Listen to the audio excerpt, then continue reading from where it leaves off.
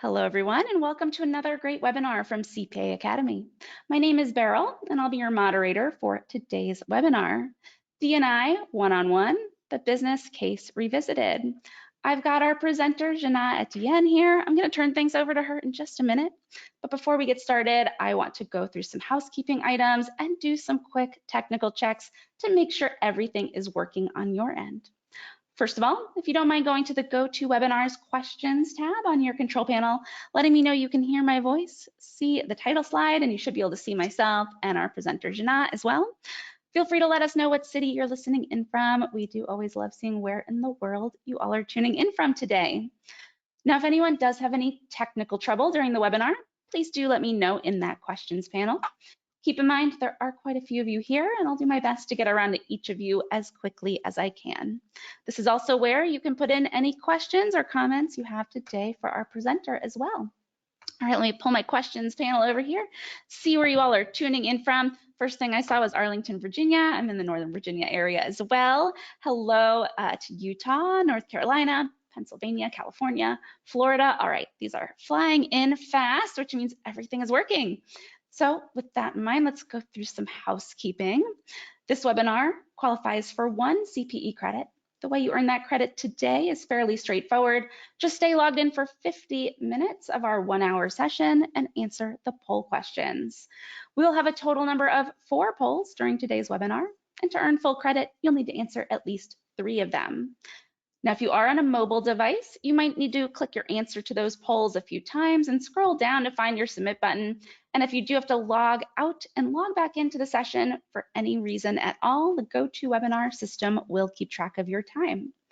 I do want to let you know that we are recording today's webinar, and the archive along with your CPE credit will be available in your CPA Academy account within 24 hours.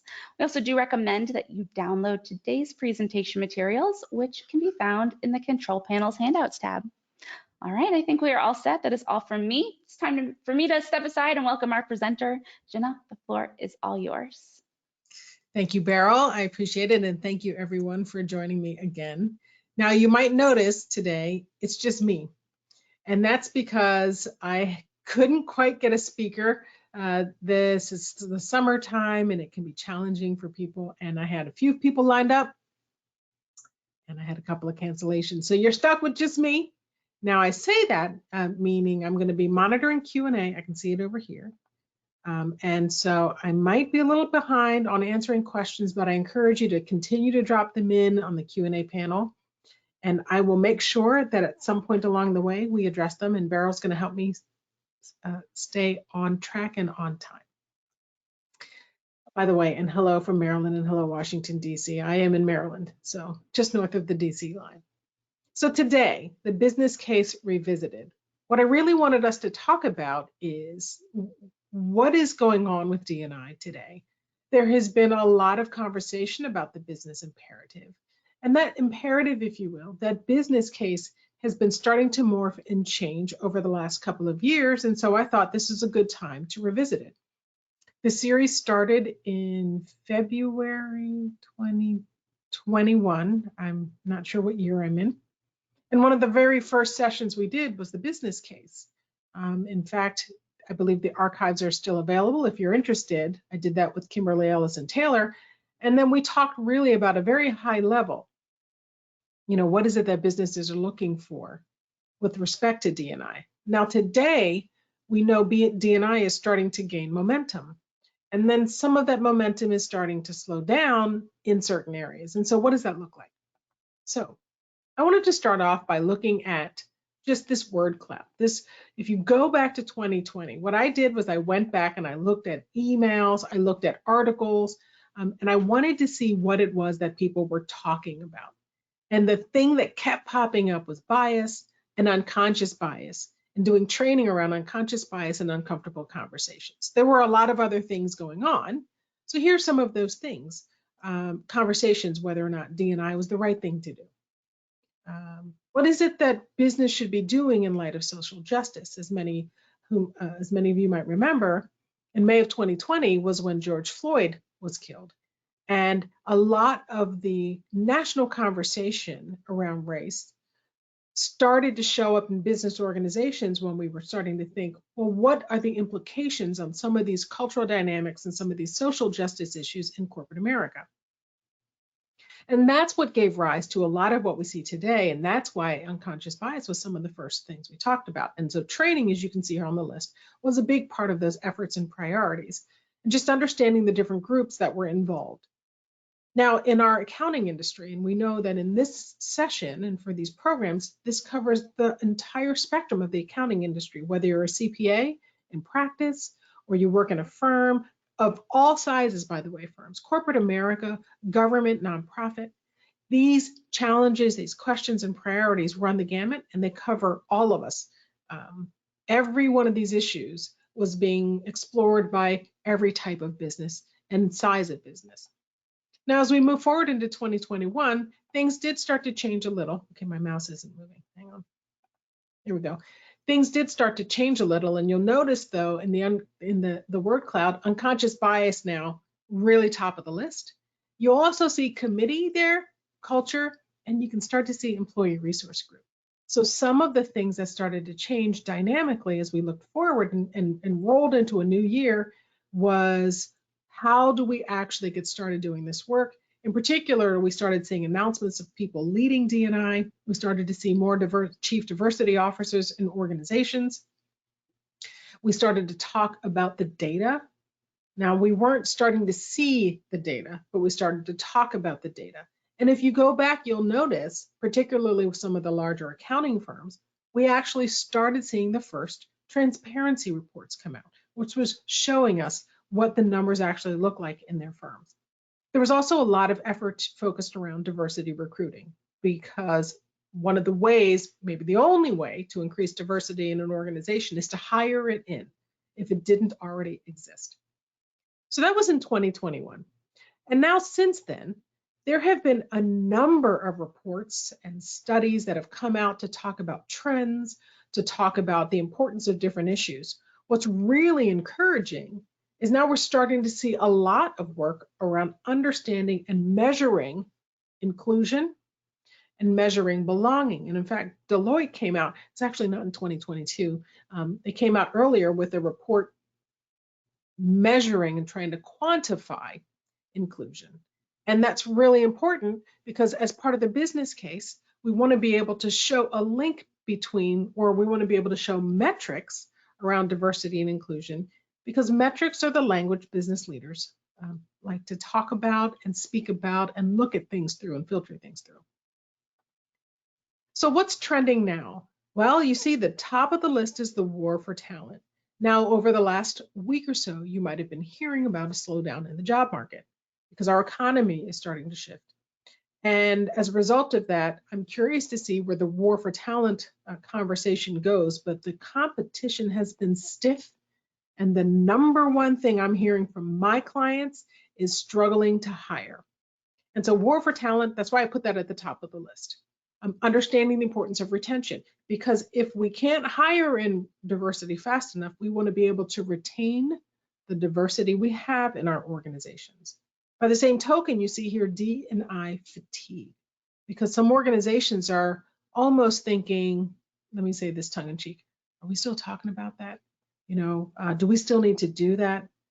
While other organizations are trying to think, maybe we shouldn't have a separate D&I strategy. Maybe it should be woven into our existing strategy. And then employee resource groups. We're starting to see more and more growth in employee resource groups. And that's either because we're seeing those groups become larger in organizations, they're getting more funding, more resources, expanding their reach and their programming. We're also seeing some organizations start one in the first place. So I was recently talking with someone in a very small organization. They didn't have the bandwidth, or they didn't necessarily feel that they needed to start with a series of employee resource groups.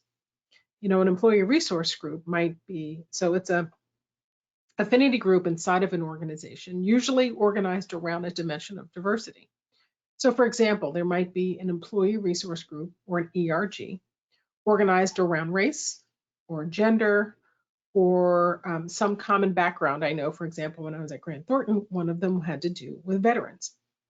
And so, but I've seen in that recent conversation that employee resource group, it was one, and it was a group of people who just wanted to talk about diversity and share ideas.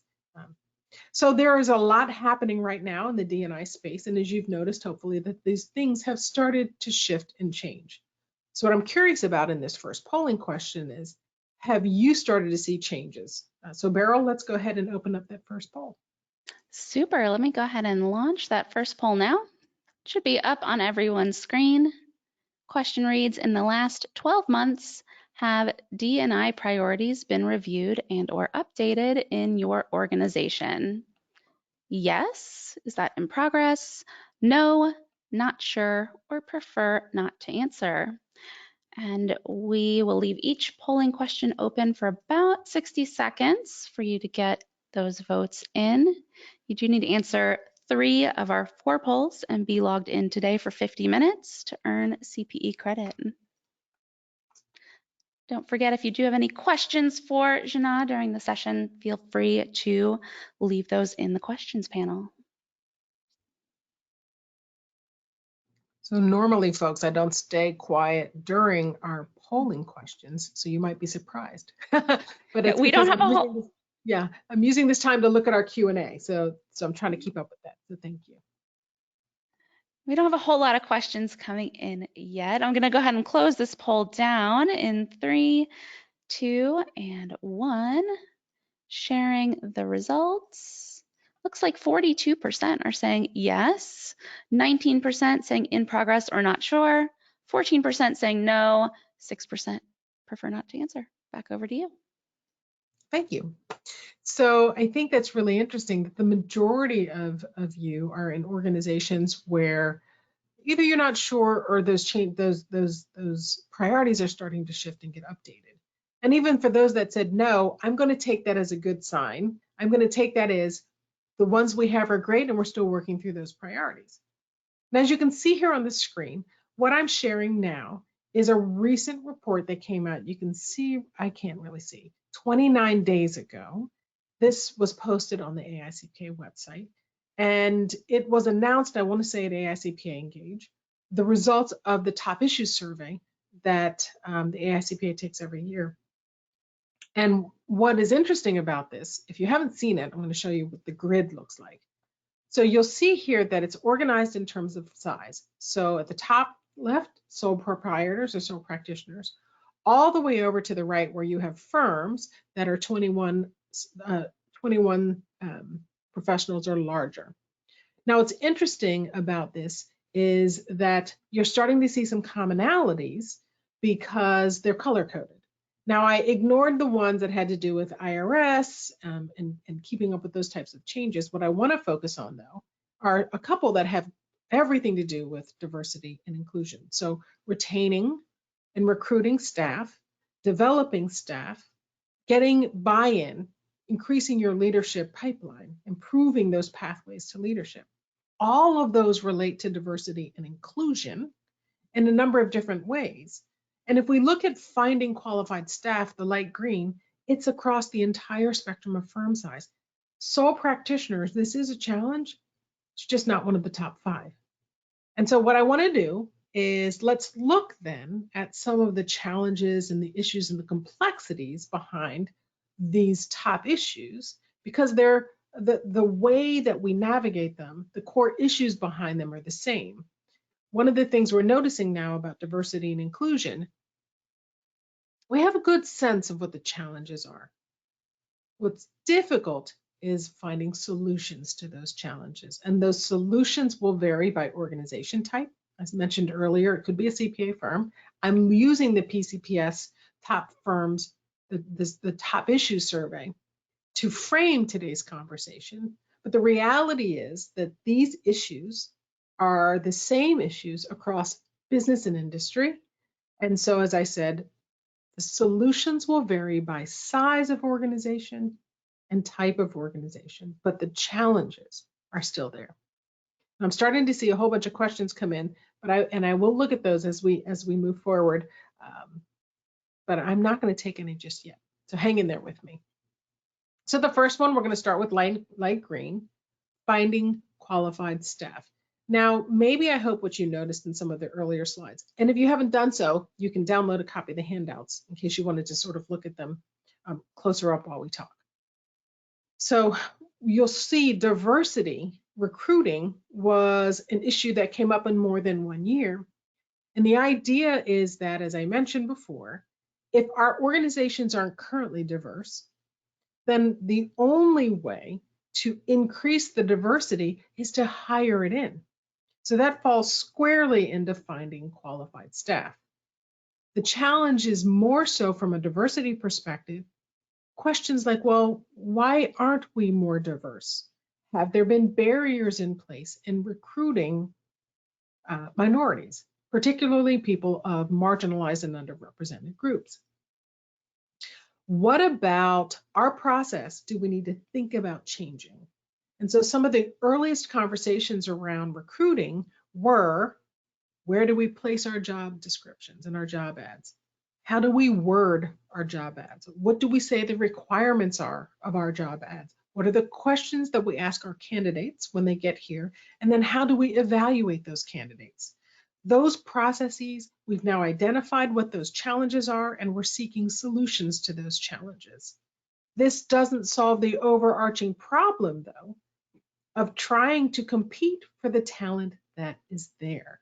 So we know there are challenges in the process. Almost all of the clients that I'm working with are looking at those challenges and trying to find ways to root out the bias and increase equity in those processes. I said almost all, and that's because some firms and some organizations, they're doing well, but they're still struggling with this question, which is finding the staff. Now, why is that? Well, I mentioned earlier at the top of the list, the war for talent. This term was coined, as you can see, back in 1997. And if you do a little reading, what's interesting about this is that competition to hire, we've heard a lot about it as a result of COVID, but the reality is this challenge has been something that has ebbed and flowed as our economy has changed over time. And when you think about it, where we are today, particularly in our industry, in the accounting industry, is there are more jobs than there are people to fill those jobs. Now, that means that for every candidate, and I don't have a statistic, so I'm not going to cite one specifically, but for every candidate that we have, they have multiple options on where they're going to go work. So how do we compete then? How do we differentiate ourselves in the marketplace?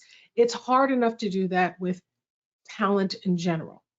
So having to do that with then talent that are minorities is going to be increasingly difficult.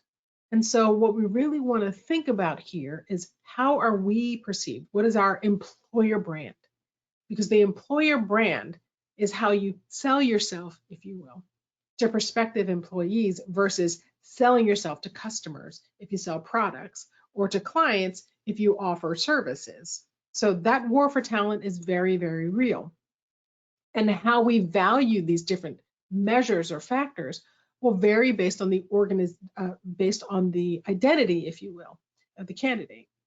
Now, I'm going to pause for a moment. I do want to look and see and hear. There is a question, actually, Brian is asking me a question about, does the size of an organization affect the use of an employee resource group? So thank you for that question, Brian. I probably should have noticed this before when I was talking about employee resource groups. And so the answer is that typically you'll see larger organizations, or the organizations with employee resource groups, or certainly multiple employee resource groups. In some, when you have these huge companies, the Fortune 100 or the Fortune, is there such a thing as the Fortune 10? But let's go with the Fortune 100. Those organizations are enormous. And in those organizations, they might have employee resource groups that are bigger than some smaller companies in totality. And in that case, these employee resource groups often have leadership and funding. They almost run like a nonprofit within an organization. On the other hand, you could have, as I mentioned before, I was in a conversation recently with an organization that had 40 employees. And rather than launching a series of employee resource groups, they created one. And that employee resource group was designed to bring employees together that just wanted to share and exchange ideas.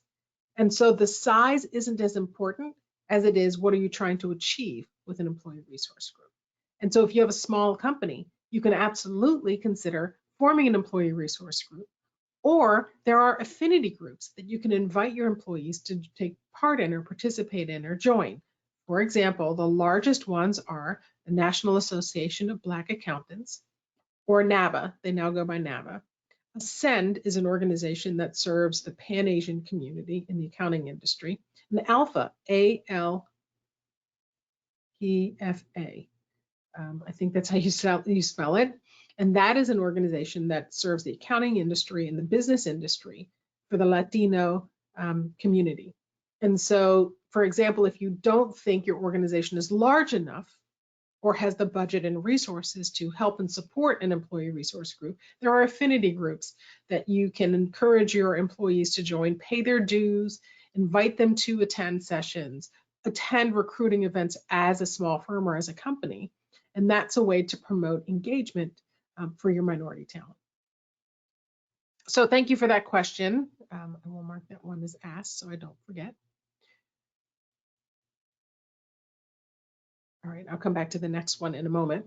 And so here, when I have the evolving business model, the reason I put this up here is the age demographic and the diversity dimension will influence the way we see these things and what the value of these things are. For example, one of the things we've learned in COVID is that working parents, mothers in particular, took the hardest hit in COVID in the sense that they had a disproportionate responsibility for managing childcare, elder care, care for people with either disabilities or different challenges at home. And as a result, many dropped out of the workforce altogether.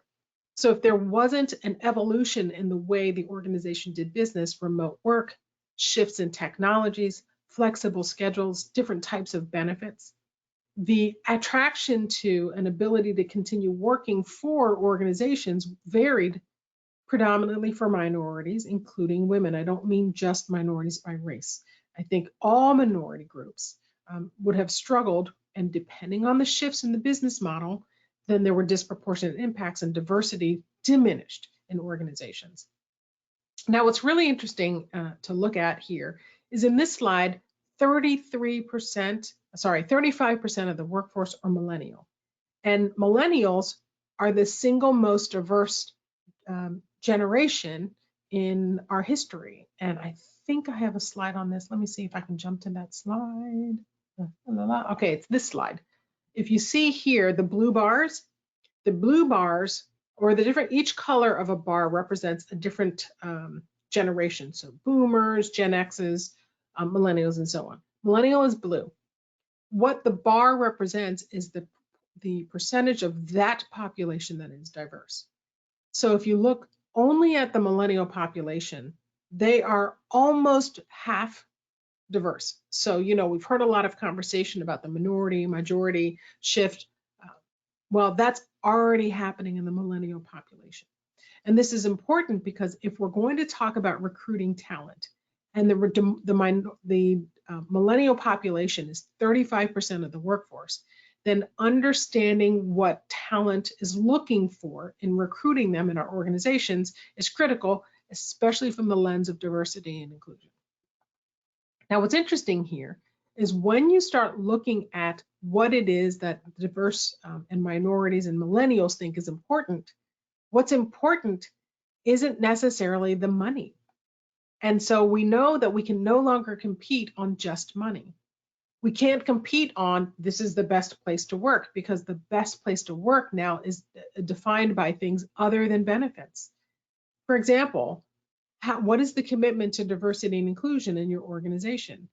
Employees today are looking for the statement, the commitment to diversity.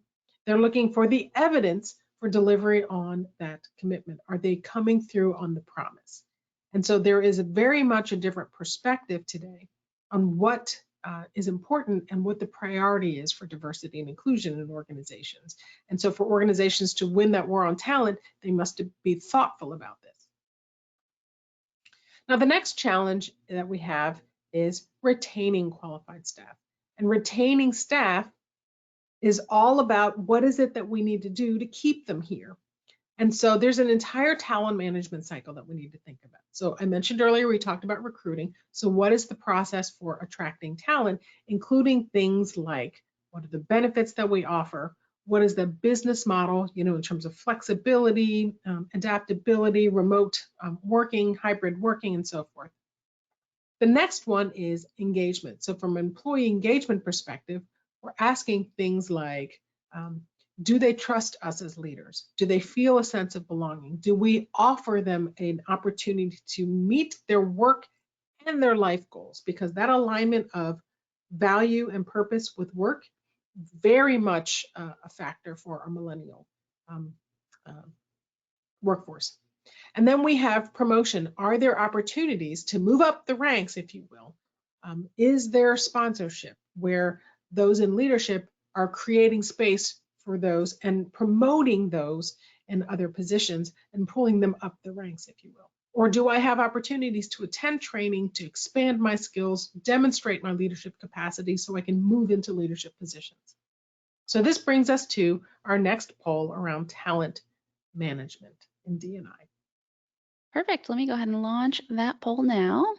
The question is, where are talent management related D&I efforts focused in your organization? And you'll notice this is a check all that apply question, so you can check multiple answers if you would like.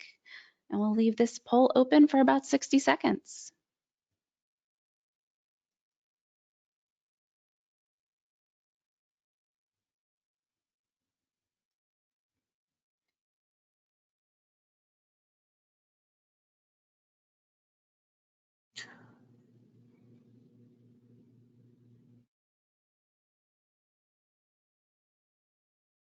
Thank you so much for getting those votes in.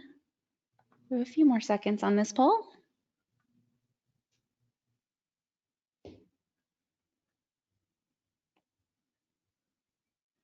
All right, I'm going to go ahead and close this one down in 3, 2, and 1. Sharing these results, Jina, it looks like 61% say recruiting, 51% are answering employee experience, 36% saying promotion and advancement, 14% something else, 10% prefer not to answer. Thank you. So I'm looking at these results myself, and I don't know if I'm on camera, but you can see me wearing my glasses because I can't see anymore. I'm getting to that point where I need them. So recruiting, employee experience, and promotion and advancement, that completely lines up with what we're talking about here. So I'm happy to see that that's where our efforts are. Okay, let's talk a little bit more then about another aspect of the war for talent, and that is what are the other things that are changing. And so I talked about changing demographics. I love the fact that what it says here is that this isn't new, but what is happening is where organizations are going to have to adapt to these changing demographics at a faster pace. And so I already showed you this slide that talks about the diversity by generation. This next slide looks at the projected changes in diversity across the United States. And so as you can see here, we're becoming more and more diverse, as we've talked about.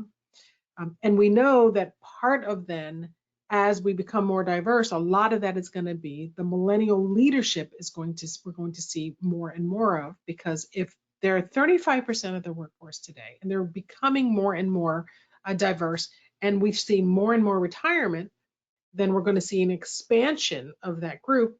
And so that's the group we need to be thinking about in terms of what do they need to stay in our organization versus move and go to a competing organization or start their own business. The next part is really around psychology, and that is, are they taking their employees, as you can see here, seriously? Are they thinking about the environment that they're creating to be a more inclusive environment? And I see here that 51% of people who answered the last poll said employee experience. And employee experience used to be something that we'd think about, but today organizations are giving it a lot of thought.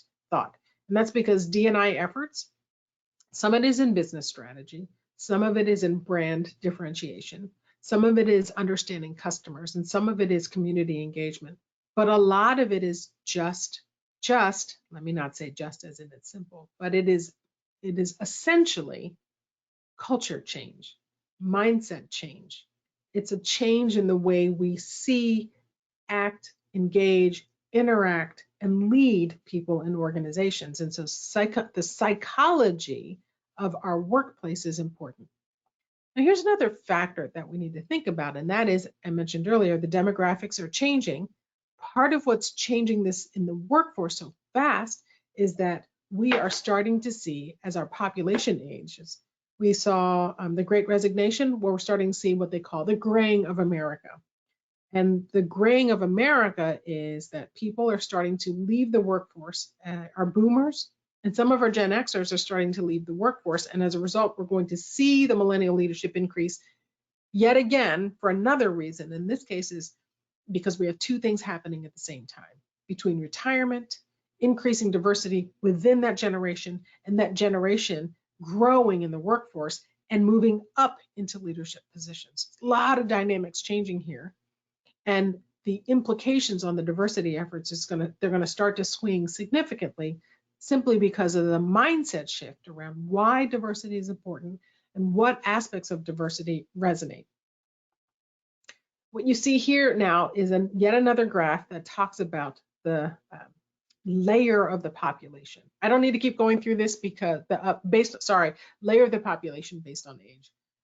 You can download a copy of these slides. That's kind of a lot of data to go through. And so the goal of today's session isn't to go through the data, but to talk about the implications. Now, this next thing that I want to share, this book, I recommend you read it if you can. And if you are a leader or if you're a manager in organizations, this is particularly important. The implications of the things that they talk about in this book, the way things land, varies widely by the population that you're speaking to. But these principles are core principles, no matter your dimension of diversity. The things that employees are looking for are these four things. In order to stay connected, they need trust, and that is trust that the company will be honest, will treat them fairly. Hope.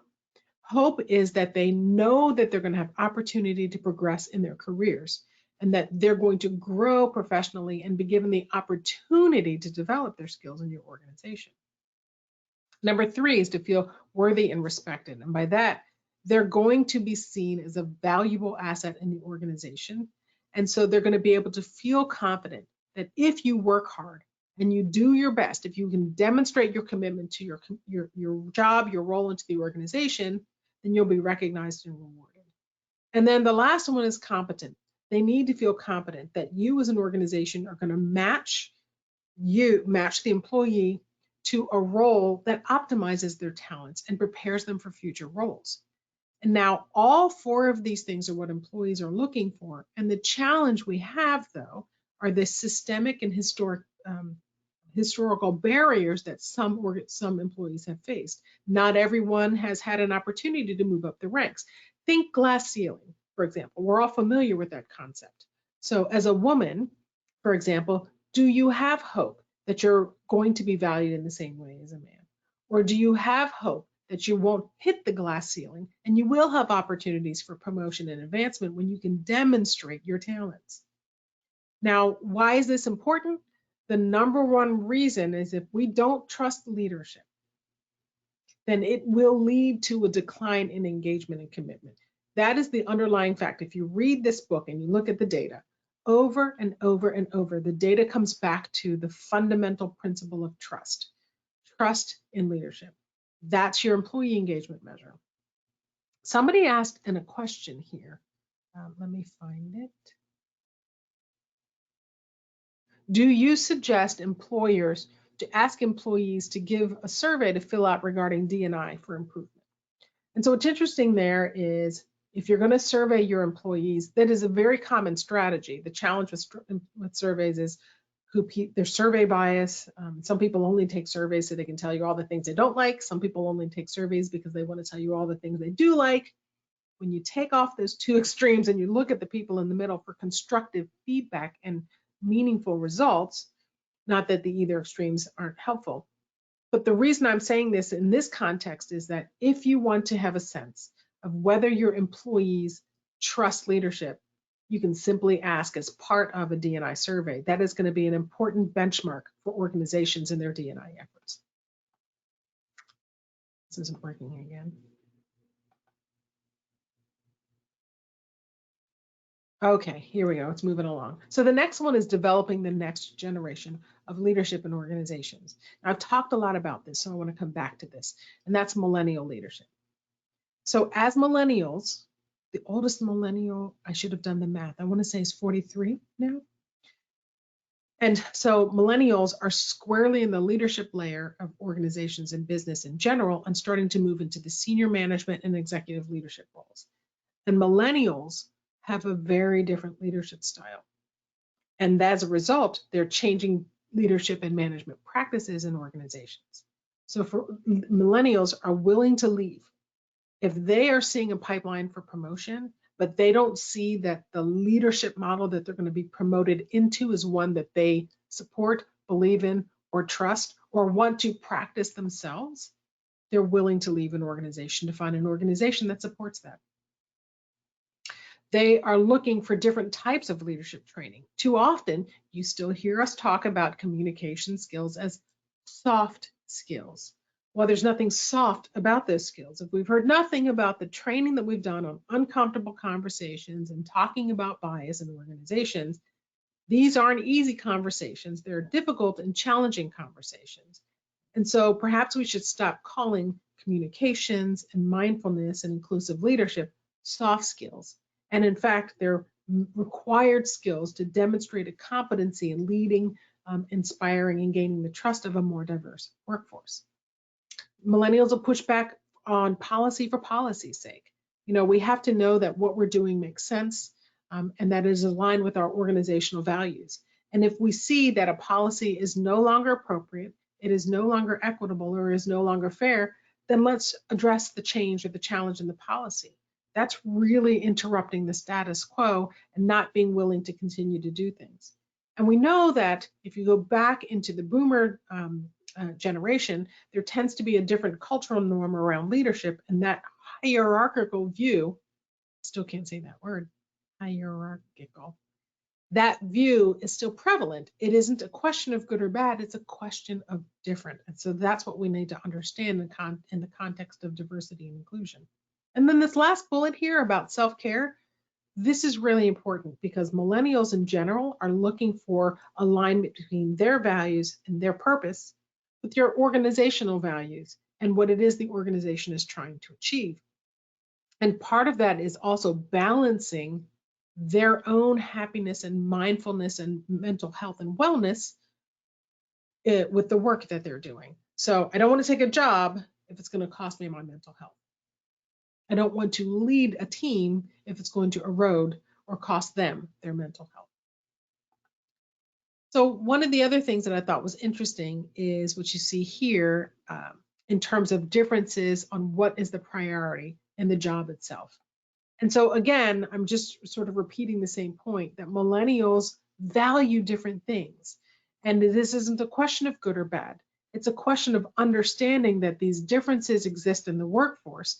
And so it's important, especially in our strategies, to foster inclusion and belonging in organizations, that we think about how are the structures and the practices and the policies and the systems and the behaviors and the norms, how are those impacting different generations in the workforce? We have 5 generations in the workforce today, and leadership is largely boomer and Gen X.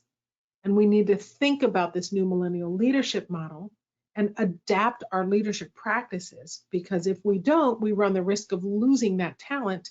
And if that talent is the most diverse pool of talent, we are inevitably going to lose the levels of diversity and representation in our organizations. Now, one of the things you saw was this desire for learning and the growth of their competencies. Well, here, these are a whole series of topics of learning and professional development that are related to diversity and inclusion. But if you look over here on the right side, under leadership competencies, strategic planning, and human resources, those absolutely have D&I implications, but they're not specifically quote unquote diversity and inclusion training. So one of the things that I hope this does is helps us think differently about what we call D&I training. Those things on the left are the traditional topics, but we're starting to see as we move forward into 2022 and looking ahead that the training we need to have to support a diverse workforce isn't specifically about those diverse identities themselves. All right, quick peek at the Q&A. All right. So the next one is compensation and rewards. And for compensation and rewards, the bottom line here is that number one, how are you measuring what a successful reward program looks like? There's no quick fix. There's no one answer that's good for every organization or for every group. But the reward programs that you do put in place, you should see the return on that investment. Look at this bottom bullet. Only 25 of employees use reward and recognition programs. Well, if you pull or do the research, or in this case, pull the data in your organization and see that percentage of use of different benefits, that'll tell you everything you need to know. The numbers don't lie, so to speak. And so if employees aren't using one of your benefits, then perhaps it's time to question whether that benefit is offering value. And if you can layer in the demographics, you might also start to notice that the value of those benefits might be different for different groups. And that can help you identify where there might be some opportunities to help create supports and resources for those groups because of what that gap in using a particular benefit reveals. So the next issue is staff connectivity and morale. Now, this is the number one thing I'm asked to talk about with a lot of my clients today. And in fact, I'm doing a webinar for another organization. Are we in August? Yes. So this is in September. It is specifically here. And the reason this is challenging is as we see the business model change completely. You know, post-COVID, well, I shouldn't say post-COVID, but now when COVID has changed, our communities and our business models, we all went to work from home, except for our essential workers. Almost all of us worked from home for some period of time. Now organizations are starting to bring people back, and as they bring people back, we're starting to see shifts in commitment, connection, engagement, and morale in organizations. And so how can companies think about this? Well, several things. Number one, the reality is there are very different financial concerns when it comes to the value of work. And so it's important for employers to understand that the money still matters and the concerns vary by generation, and we need to be thoughtful of that. Number two is mental health in the workforce. Notice what it says here in the box. 1 in 5 Gen Zers do not believe their employers take burnout seriously. Now, this is particularly challenging in public accounting when we have busy season. And what do we know about busy season now? It starts on January the 1st and it ends December 31st. Now, I say that tongue in cheek, but is it really tongue in cheek? The reality is that today, the demands for services and the expectations for service industries couldn't be higher. It's part of why there is such a war for talent, because it is becoming increasingly difficult to convince somebody to come work in an organization where busy season can be so intense. And so understanding how to convey that you support, believe, and value mental health in your workplace is of critical importance. And this is particularly true for those who are minorities in organizations who are already experiencing things like the emotional tax, the cumulative effect of things like microaggressions, pressures to assimilate, differences in cultural norms, not being able to relate to others in the workforce because you're the only one or you're one of a few, or because you're concerned about the impacts of stereotyping on you and your role, and as a result, you might adapt your behavior. So you have minorities in organizations that are already navigating these challenges, on top of which we add things like COVID, hybrid workforce, flexible schedules, and things like that. So how do you do this? Well, first of all, organizations can break the stigma. Organizations and leaders can say it's okay to not be okay. Number two is think about wellness spaces. Can you provide meditation or yoga classes? There are apps that require subscriptions. Pay for the Headspace app or the Calm app. Provide a subscription to your employees to encourage those practices, mindfulness practices. Provide wellness training. There are things that employers can do to not just say that they support mental health, but demonstrate the support for mental health. When we talk about flexible workplaces, look at the statistic when you look at Gen Z and millennial workers. I want you to keep the eye on millennial. 52% of millennials are currently in the purple, which is always working in the office. But let's look at what they want. Only 20% want to work in the office. 62% are looking to have a mixed arrangement where sometimes in their office and sometimes they're working remotely. And only 14% only want to work remotely. So we need to shake up what we believe employees want, ask our employees what they want, and then adapt our models to meet those expectations. So let me go back a slide. We see 28% of millennials are in a hybrid work arrangement, but 62% are seeking that hybrid work arrangement. This is very important to recognize. The next one is individual recognition, and this is really simple. Focus on personalized rewards. Don't just say, hey, we value you, thank you, but actually thank them for their specific efforts, for their contributions, for their engagement, because that's what people want. People would like to be recognized. It's not just about bonuses, although bonuses are good. I'm not saying don't give them. I'm saying you've got to think beyond the dollars. Those dollars are very real. But part of what secures those dollars is security of employment.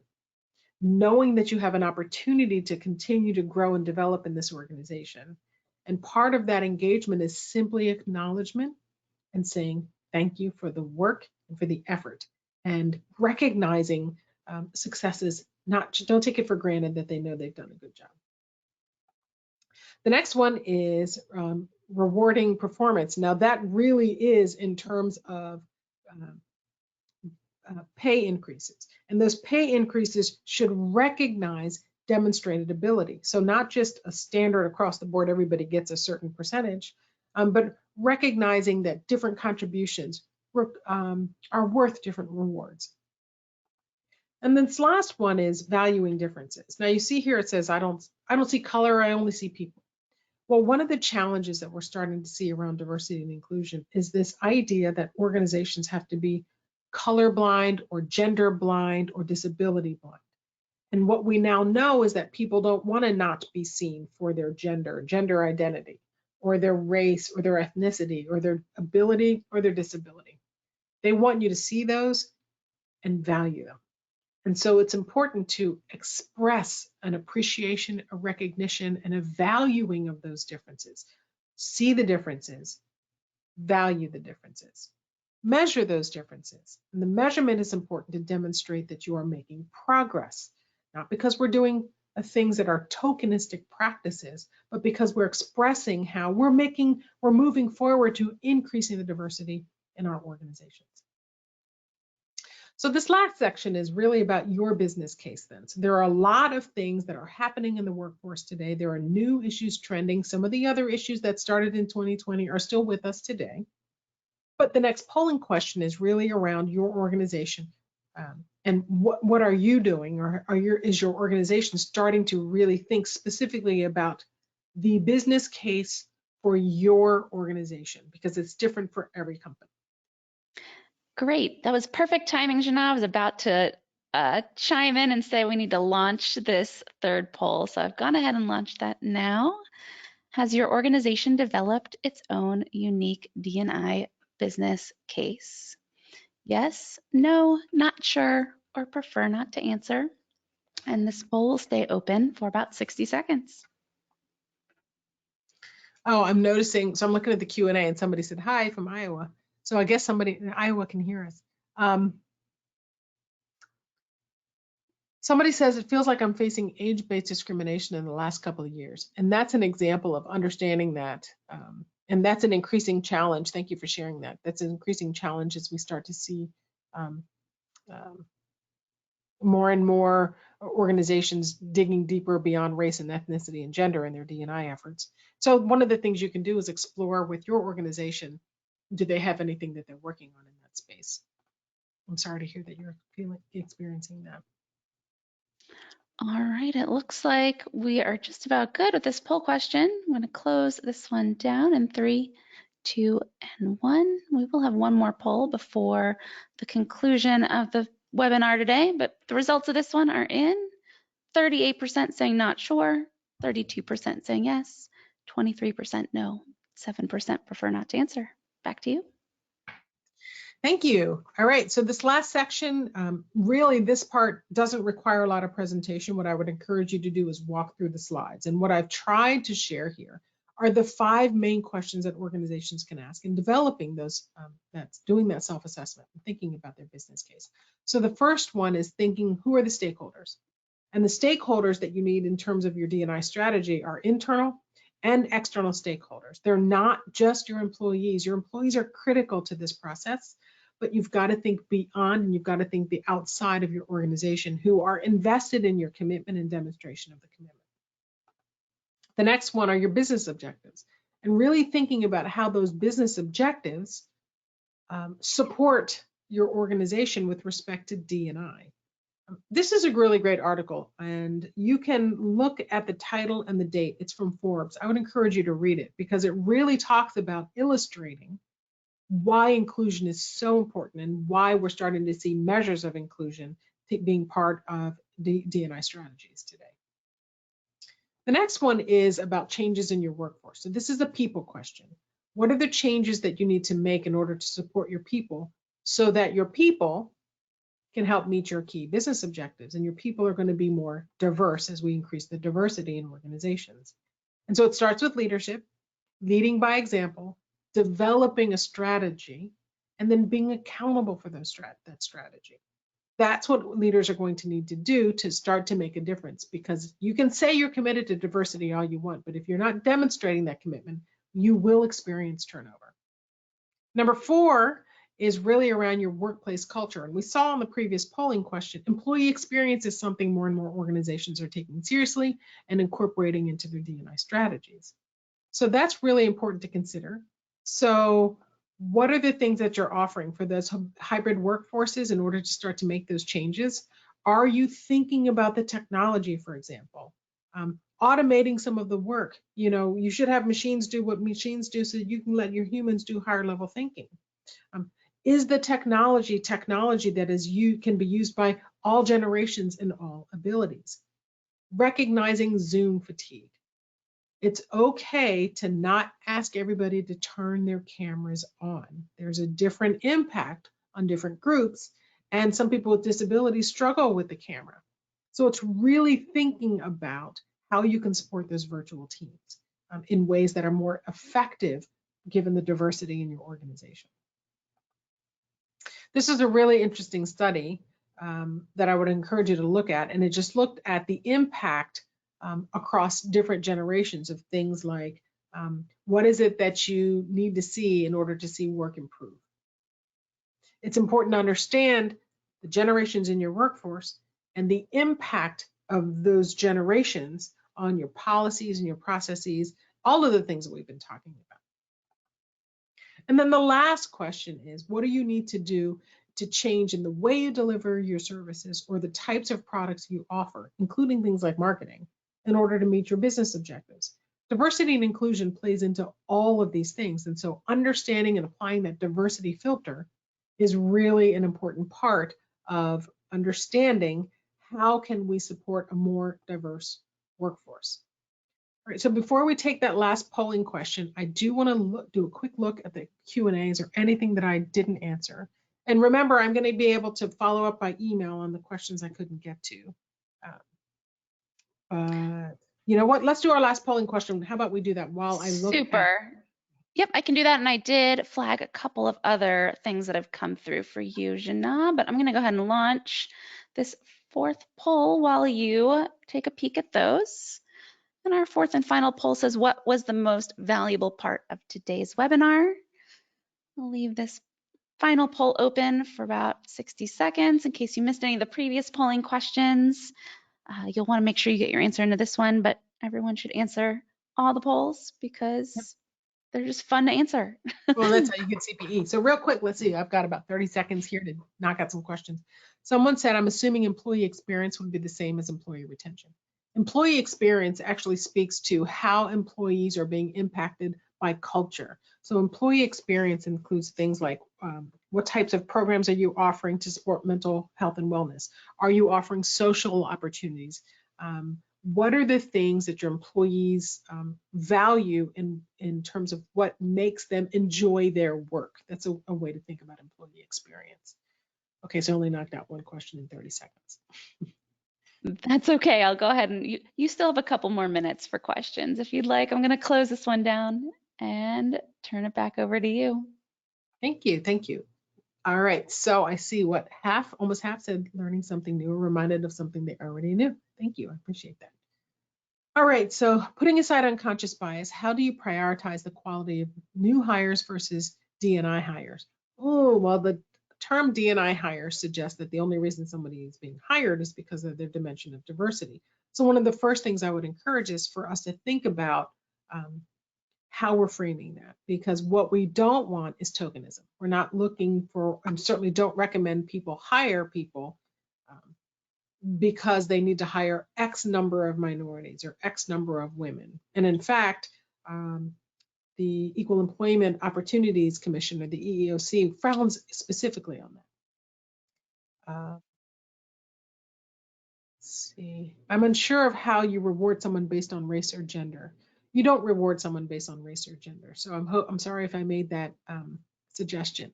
What you want to do is think about reward programs and how those reward programs benefit different groups disproportionately. And so can you offer a program that can support working parents, for example? Because if all of the programs or a lot of the social events that you have require people to stay at the office after hours, maybe people with young children or who have elder care responsibilities at home can never enjoy those benefits or participate in those programs. So that's really what I'm talking about, is thinking about how the benefits, the programs, the training opportunities, the types of and the structures of your review, your performance review programs affect different employees. Can you give some advice for firms that are fully remote? I'm having a hard time trying to address DEI in the employee experience when everyone is working from home. And so I think part of that is understanding what is the diversity in your organization and what is it that your employees are looking for. And when you can ask and start to get a sense for what people value and appreciate, and then trying to find ways to deliver on that value in a hybrid workforce, in a hybrid work environment. One of the things people are doing, for example, is by having happy hour, and they are delivering, and this requires a bit of a budget, but they're delivering to all of their employees a little basket that has all of the things they need to make a mocktail. And then on happy hour, they all try to make that drink together. And it's up to somebody if they want to add alcohol, but that's not what the company is encouraging. And so that's just one way to create a social moment in organizations, even though they're virtual. All right, so I'm looking at the time. I just need to wear my glasses. I can't really see. So I think we're at the point where we're probably going to have to wrap up, and I'll try to follow up by email for those I didn't answer. I do want to invite you to join us 2 weeks from now. I'll be talking to Brad Cantwell. And this conversation is really important because so many of us think it's easier for leaders to talk about this, but it can be challenging walking that fine line, especially when you represent an organization on the one hand, but you also need to lead your own organization. So I hope you can join us. As you know, this webinar series is every other Friday at 3 p.m. Eastern. And so thank you for joining me today, and I look forward to seeing some of you in 2 weeks. And Beryl, that's it. That's all I got. Great, Jina. Thank you so much. We appreciate having you with us here today, as always. And with that, we have come to the conclusion of today's webinar. We here at CPA Academy will process your credit later today. That, along with a copy of this webinar and your handouts, will be available in your CPA Academy accounts within 24 hours. If you look in your email inbox, you will find the evaluation link for this webinar. We always appreciate hearing your feedback on our sessions. Thanks again to our wonderful presenter, Jina Etienne. We're appreciative of your time and insights, and a warm thanks to all of you in the audience for your participation today. Please do check the schedule on our website for additional information, and we hope to see you on a future webinar. Have a great day, everyone.